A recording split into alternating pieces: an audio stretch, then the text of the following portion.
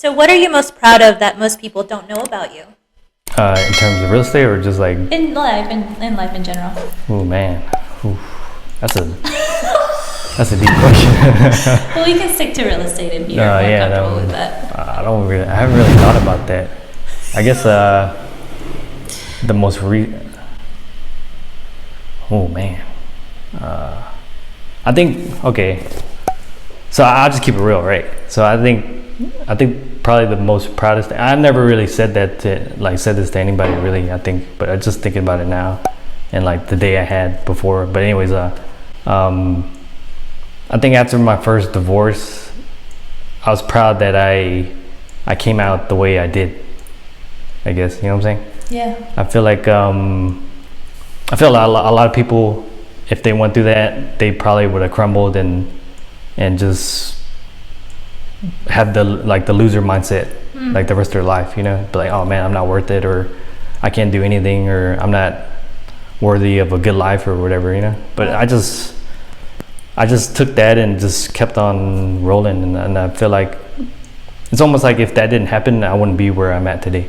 Wow. And I think that's what I'm mostly proud of right now. It helped to build your character and made you stronger about life. And just really understand like what relationships are, you know, like just people in general. And I think that's what I'm mostly proud of. Just a backstory, I guess, real quick. I got married like really young.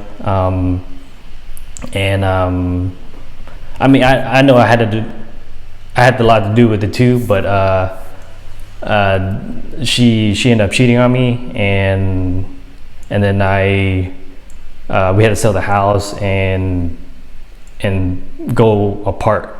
And I feel like she was like my first love, you know. So I was like a kid, you know. Yeah. I was really young, you know. But then that made me grow up in a way, you know. And wow. But I think that's what I'm most proud of, because what happened after that is like a lot of people, after they knew that, I had a lot of people like contact me, like message me throughout the years and be like, because they were going through the same thing. Oh wow. And then I would help them out, and I'm like, man, you know, like I feel for them, because when I went through that, I had no one to talk to, because I was so young. Everybody was worried about their final exam, and I was like, hey man, what do I do? I'm about to divorce my wife and stuff. And everybody was like, no, don't worry about it, whatever, you know, like they don't really understand what was going on. So, but it's cool now that I can help other people like get past that. You know what I'm saying? I think that's what I'm mostly proud of. So I don't know if that answers your question or not. But no, thank you for getting so real about that. And it sounds like you did handle it well, and that takes balls. I mean, don't get me wrong. It's not like I'm perfect right now, you know. Like I still go through like days and stuff, you know. But it's. And, I mean, I think it all comes down to forgiveness. You definitely forgave yourself and her. Bottom line. Yeah. Maybe not fully, but you know. But that, for sure. I mean, I know. No, I don't wish like any bad things on anybody. You know, I think everything happens for a reason. You know, so I mean, everything's cool now. You know? You just have fun. Definitely. Made you a better man, stronger man, and I'm sure it gave you more of a clarity of what you are looking for long-term success in every area of your life. Because those failures are just something to be learned from, and you definitely handle it very well. You have a great attitude, but I know you're still human, and we all go through it. But thank you for sharing that with us.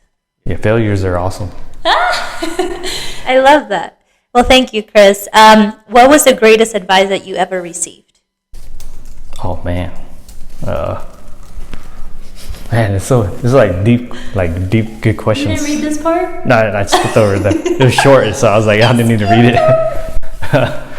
What's the first one that comes to mind? The greatest advice? Yeah. That just like when it happens, you think about this constantly. Man, there's so many good ones. I just First one, I would say it's better to. It's just trying to be yourself. That's a good one. I'm saying, like, just I'm still struggling with that now, but I think the best advice is, like someone told me, it was like just to like know yourself enough that you know what your strengths are and your weaknesses are, and then just double down on your strengths. You know, like say, I don't know if y'all play like blackjack or whatever, but like say you have an ace and the dealer has a 5. I mean, you gotta double down, you know, because it's like there's more probability you're gonna hit a face card, you know, and get 21. So same thing, you know, like instead of, I think what most people do is like they if they figure out their strengths and their weaknesses, they'll try to focus on their weaknesses to bring it up. You know what I'm saying, to their strengths.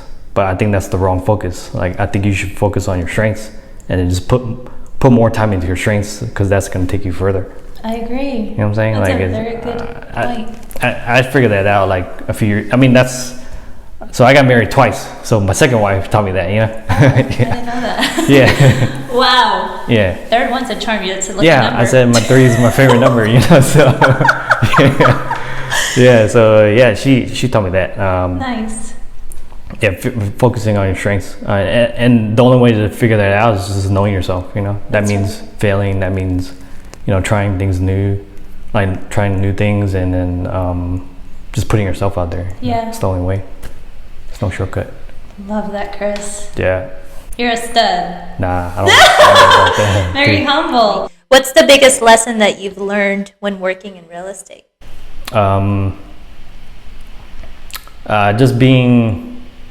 Just actually caring for the people. I think if anything, if you just do that, then you'll be straight in any career really, but especially in real estate. I mean, you don't even have to know your numbers that well. If people can tell that you actually care about them, they'll use you.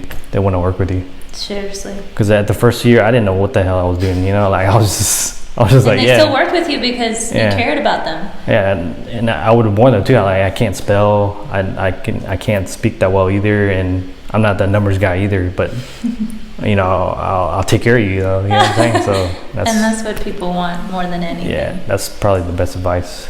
No, that's great, because it teaches us to not be perfect when starting something. You're not going to be perfect at any situation, like this situation right now. Yeah. And just being able to care, that's it really, you can feel the energy. Even through the phone calls, when people work through phone calls and building their businesses, knowing how much they care, not how much you know. Okay, so who inspires you tremendously? Oh, man. You have such good questions then. I've been doing this for a long time. Yeah. I think myself, really. Because I never was a person that had a bunch of like role models, or like people are like, oh yeah, I really look up to that person, you know, like, because it was just, it's just knowing that I don't want to, because my first marriage taught me that I don't want to have any regrets like later. You know what I'm saying? So I just try to make myself uncomfortable as much as I can. That's good. That's great. Because I just don't want to I don't want to be old and be like, man, you know, because I've met a lot of people, especially in real estate, and in college, and I just see their pain in a way. You know, like the way they talk, you can tell when someone like talks about something, like how much. I guess this is one of my skills too, but I feel like I feel people's like emotions really well. So when I talk to them, when I spoke with older folks, that's something I could feel that they struggle with in that time period, and you can't do anything about it when you're old. Yeah. And I feel like that's what kills everybody. It's just that that feeling. That regret. Yeah. Yeah. I don't want to be like that. You know. It's good that you came across and you were aware of that, because a lot of times we can get so caught up in like a routine that we forget what really matters at the end of the day. You know, so no, that's a great point. Not living in regret, and if you want to do something, do it. Yeah. You're gonna fail, but do it anyways, because at least you did it. You can say that you tried, and you're a better person, and I do believe that we should live our lives in an adventurous way, not always in a routine. A routine is important, but step outside of it and learn something new about the world. Yeah. So, I mean, I can talk so much about that. You make a really good point right there. All right, so just 2 more questions. Okay. You kind of touched up on this one. What has being a real estate agent taught you in life? kind of touch up on it? Yeah. I think I think some of the things we talked about before. Yeah. I mean, just getting to know yourself a lot better, because I do notice that the more comfortable I am with myself, the better I do in real estate as well. So how do you find out who you are, who the heck you are?